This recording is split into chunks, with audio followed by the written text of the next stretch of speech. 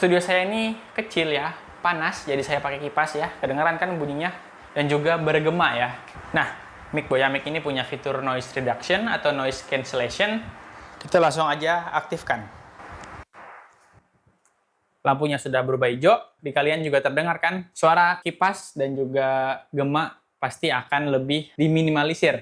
Ini sangat membantu banget untuk kreator seperti saya ya, yang studionya belum terlalu bagus. Nanti tinggal disesuaikan lagi di aplikasi editing ya, untuk memperbagus lagi kualitas suaranya. Tapi ya kalau dirasa suara dari mic ini tanpa diedit di software sudah cukup bagus, berarti ya mantap ya. Saya langsung aja jujur dari awal, intinya mic ini perfect untuk konten kreator yang udah serius dalam membuat konten. Memang kurang cocok untuk pemula ya, karena harganya juga bukan yang murah banget. Tapi di kelas harganya, mic ini cukup memuaskan menurut saya. Fitur-fiturnya sangat membantu banget dalam pembuatan konten. Jadi kalau punya budget atau mau upgrade mic, Boya Mic ini pilihan yang mantap. Dia bisa dipakai di kamera, di Android, di iPhone. Jarak sinyal suaranya bisa mencapai 300 meter, punya noise cancellation, dan yang saya suka banget, transmitternya ini punya memori di dalam. Jadi rekaman suara bisa langsung disimpan di memori di transmitternya ini. Berguna banget sebagai cadangan. Lalu dia juga punya port untuk headset agar bisa real-time monitoring dan playback. Kita akan bahas apa aja fiturnya dan apa yang harus dipertimbangkan sebelum membeli mic ini. Ini dia review jujur Boya Mic dari Boya. Seperti biasa, ngopi dulu. Let's go!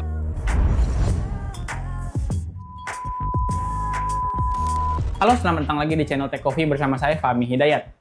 Sambil nonton, kalau kalian tertarik untuk membeli mic wireless Boya Mic ini, link pembelian ada di deskripsi dan pin komen. Oke, kita langsung aja ke yang penting-pentingnya. Dalam paket penjualan Boya Mic, selain produk utamanya, kita juga dapat banyak aksesoris pendukung. Tapi itu nanti saya akan bahas produk utamanya dulu, yaitu satu paket mikrofon wireless 3-in-1. Di paketnya ini kita dapat case yang menyimpan 2 transmitter, 1 receiver atau penerima sinyal, adapter USB-C, dan adapter Lightning. Ini penampilan transmitternya, cara pakainya bisa dijepit, atau pakai magnet yang sudah tersedia. Ini magnetnya kuat banget ya. Kita dapat transmitter 2, jadi bisa merekam suara 2 orang bersamaan. Lalu ini receivernya, ini yang dicolok ke kamera atau HP sebagai penerima sinyal suara. Buka dulu pelindung konektornya, lalu pilih tipe colokan yang tersedia di paket pembelian. Ada USB-C untuk Android dan iPhone 15 ke atas, ada Lightning untuk iPhone 14 ke bawah, dan ada jack 3,5 mm TRS untuk kamera. Makanya di dusnya ini dibilang 3-in-1 karena ada 3 tipe colokan yang bisa digunakan.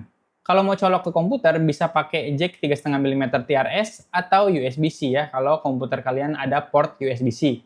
Enaknya pakai Boya Mic, di saat terhubung ke HP melalui USB-C atau Lightning, dia support pass-through charging. Artinya kalau HP yang merekam itu lowbat ya, perlu dicas, colok aja kabel casnya ke receiver. Nanti listriknya bisa tembus dan ngecas si HP.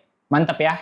Tapi sayang sekali tidak disediakan kabel TRRS untuk colok ke Android yang belum USB-C.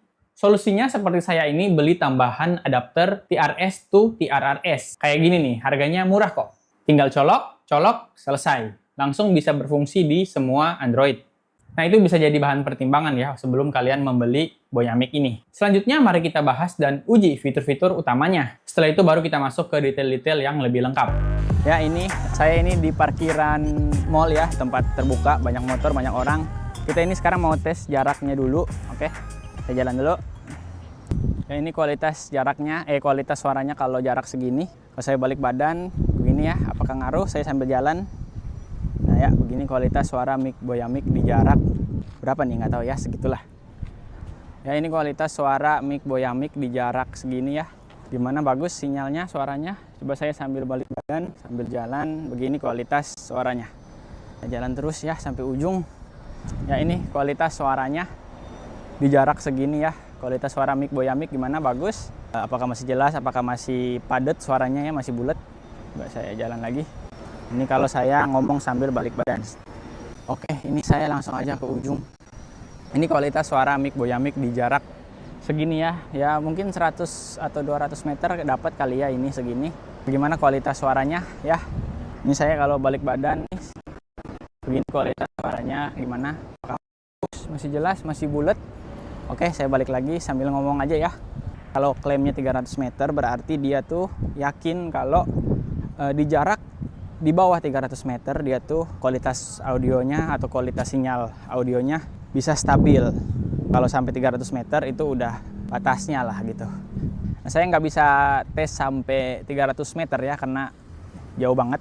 Tapi di YouTube ada yang tes ya, ada yang tes sampai 300 meter, bahkan lebih kayaknya ya. Dan itu masih stabil suaranya. Selama emang masih kelihatan gitu si kamera dan si penerimanya itu masih bisa melihat si pemancarnya ya, si mic-nya. Kalau banyak penghalang, makin pendek juga jarak dia bisa mengcover. Jadi kalau misalnya kalian di tempat yang banyak penghalang, sebaiknya gunakan aja fitur internal recordingnya ya. Jadi rekam langsung ke dalam mic-nya. Jadi nggak perlu tuh harus mengirim sinyal audio terus ke penerimanya begitu. Ini masih di lokasi yang sama ya, di parkiran, dan ini banyak suara-suara. Ada suara alam, suara motor, suara mesin potong. Saya masih belum menyalakan fitur noise cancellation-nya ya. Ini lampunya juga masih biru. Untuk menyalakan fitur noise cancellation-nya itu tekan tombol biru, tinggal ditekan sekali. Tuh nanti lampunya berubah jadi warna hijau. Nah ini udah nyala fitur noise cancellation-nya. Gimana, apakah ada perbedaan atau kualitas suaranya gimana, apakah menurun apa enggak? Atau bagus dia dalam memisahkan noise dan suara vokalnya. Paling tips dari saya kalau pakai fitur noise cancellation-nya ini, ngomongnya tuh agak lebih lantang ya, supaya mic-nya bisa membedakan yang mana suara noise, yang mana suara kita ngomong. Selanjutnya fitur yang paling saya suka dan bisa jadi penyelamat, yaitu onboard recording atau internal recording. Jadi kita bisa menyimpan rekaman suara langsung di transmitternya. Masing-masing transmitter punya memori internal 8 GB yang bisa menyimpan rekaman suara sampai 15 jam. Tinggal tekan tombol merah ini dan dia akan langsung merekam dan menyimpan suara di memori internalnya. Lalu kalau memorinya penuh, rekaman suara yang baru otomatis menimpa rekaman yang lama. Fitur ini bisa tetap digunakan walaupun kita sedang merekam juga menggunakan kamera atau HP. Seperti saya nih, saya kan rekam pakai HP ya. Tuh, saya nyalakan onboard recordingnya. Tetap suara ada yang masuk ke HP, ada juga yang tersimpan di dalam transmitternya. Kenapa ini bisa berguna banget? Bayangkan kalian syuting ya, transmitter sudah terpasang, receiver juga sudah tercolok di kamera atau HP, sudah yakin semua aman, lanjut syuting. Setelah selesai, saat cek nih hasilnya, kok suaranya putus-putus? Kok suaranya nggak masuk? Penyebabnya mungkin karena di lokasi syuting itu banyak penghalang, pohon-pohon atau banyak orang, atau jarak si pembicara terlalu jauh, atau karena hal sepele, receiver-nya tidak tercolok dengan baik. Kejadian-kejadian seperti ini ada aja ya di lokasi syuting. Makanya, fitur onboard recording ini sangat berguna banget. Bisa jadi penyelamat. Kalau saat syuting tadi, fitur onboard recordingnya ini dinyalakan, ya kita tinggal ambil aja suara yang tersimpan di transmitternya. Tinggal hubungkan ke komputer menggunakan USB untuk mengambil rekaman suara di dalam memorinya. Mantep ya. Ini juga fitur yang penting nih. Jadi kita bisa colok headset ke lubang 3,5 mm di receiver yang gambar headset ini, agar bisa mendengar bagaimana suara yang diambil. Jadi kita bisa pastikan semuanya oke sebelum atau saat merekam. Selain produk utama, ada beberapa aksesoris pendukung yang berguna banget.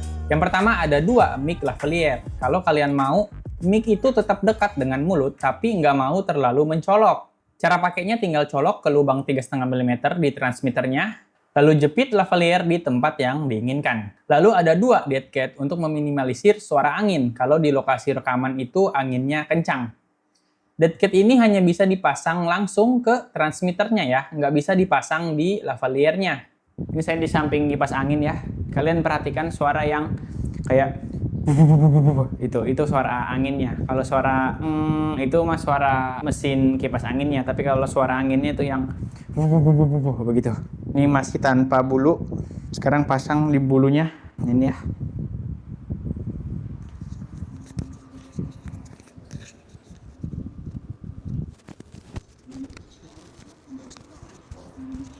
Nah, ini bulunya udah terpasang, gimana? Suara bubububunya itu udah hilang atau belum? Harusnya udah hilang sih. Jadi memang kalau kalian di luar ada angin, bagusnya pakai ini. Kalau mau lebih jelas lagi suaranya, tuh, tinggal dinyalain noise cancellation-nya kayak begini. Jadi suara angin hilang, suara noise sekitar juga hilang. Aksesoris selanjutnya ada kabel USB-A to USB-C untuk charging dan copy data.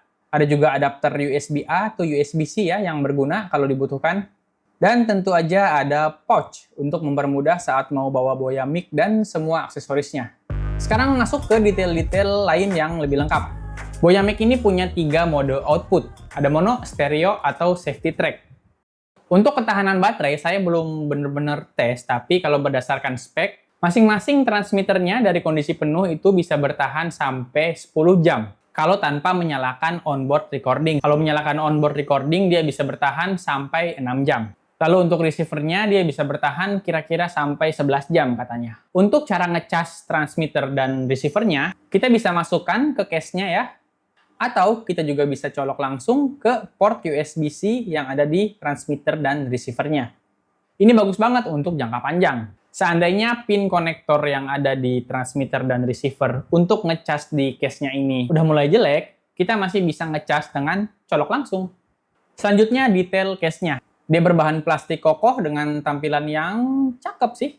Di bagian depan ada indikator baterai case-nya, di belakang ada port USB-C untuk charging, dan di bawah ada gambar petir yang artinya bisa wireless charging. Case-nya ini bisa mengisi penuh baterai 2 transmitter dan receiver sekaligus sebanyak 1,2 kali. Artinya bisa ngecas sekaligus 2 transmitter, 1 receiver dari kosong semuanya sampai penuh 1 kali, tapi case-nya masih ada sisa kalau mau ngecas lagi.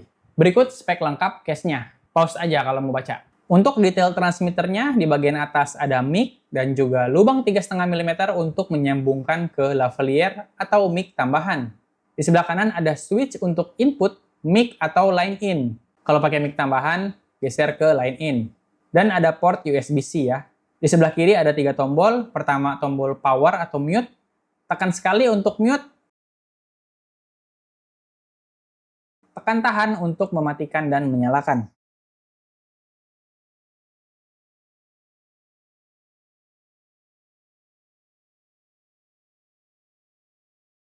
Ada juga tombol biru untuk menyalakan dan mematikan noise cancellation. Tombol merah untuk menyalakan dan mematikan onboard recording. Di depan ada 2 lampu indikator, yang kiri indikator status, teman-teman bisa baca aja di tabel ini untuk penjelasannya. Lalu lampu yang kanan itu indikator rekaman. Nih ya tabel penjelasannya. Berikut spek lengkap transmitternya. Pause dulu kalau mau baca. Sekarang detail receiver. Di bagian atas ada layar OLED untuk memantau dan mengatur setelan. Nanti saya akan bahas tentang itu. Di kanan ada 2 port 3,5 mm, satunya untuk monitoring audio, satunya lagi untuk output audio ke kamera, mixer, recorder, dan sebagainya. Di kiri ada tombol power, tekan tahan untuk mematikan atau menyalakan receiver. Ada juga tombol M untuk membuka dan mengatur setelan di receivernya. Di depan ada 2 lampu indikator, kanan untuk status transmitter A, kiri untuk transmitter B. Ini tabel penjelasan lampunya. Berikut spek lengkap receivernya. Pause dulu kalau baca. Link untuk semua spek ada di deskripsi dan pin komen. Di tampilan awal ada banyak info yang bisa kita pantau ya. Semua setelan dan fitur yang kita gunakan atau kita aktifkan itu akan muncul di sini. Jadi sangat jelas untuk monitoring. Misalnya kalau noise cancellation diaktifkan, akan muncul tandanya seperti ini. Kalau onboard recording diaktifkan, muncul juga tandanya nih. Kalau mic di mute, ada juga tandanya. Dan lain sebagainya ya, coba-coba aja.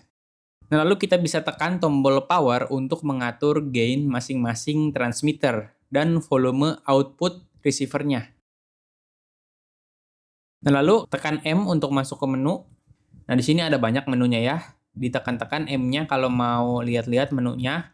Kalau mau masuk ke salah satu menu, ditekan tahan M-nya. Habis itu ditekan-tekan lagi M untuk ganti pilihannya ya. Untuk memilih pilihannya, tekan tahan lagi, begitu ya. Coba-coba aja lah, lama-lama juga ngerti kok.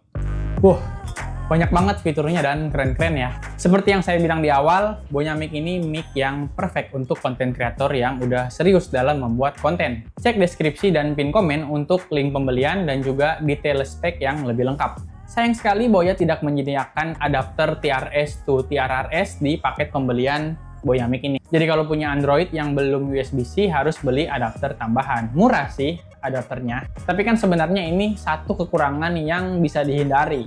Terima kasih Boya telah mengirim Boya Mic ini untuk saya review. Dan terima kasih juga tim Boya karena tidak memberikan larangan atau aturan apapun ya. Jadi saya bisa mereview Boya Mic ini dengan sejujur-jujurnya. Saya tahu teman-teman yang menonton ini pasti ada yang YouTuber kan. Tahu nggak kalau akhir-akhir ini banyak channel YouTube yang dihack? Saya juga pernah. Nah, makanya tonton video yang atas ini. Karena ada hal penting yang harus dilakukan untuk jaga-jaga seandainya channel kita dihack. Langsung aja tekan ya untuk nonton. Oke, saya Fahmi Hidayat. Thank you for watching and see you soon. Jangan lupa ngopi tiap hari.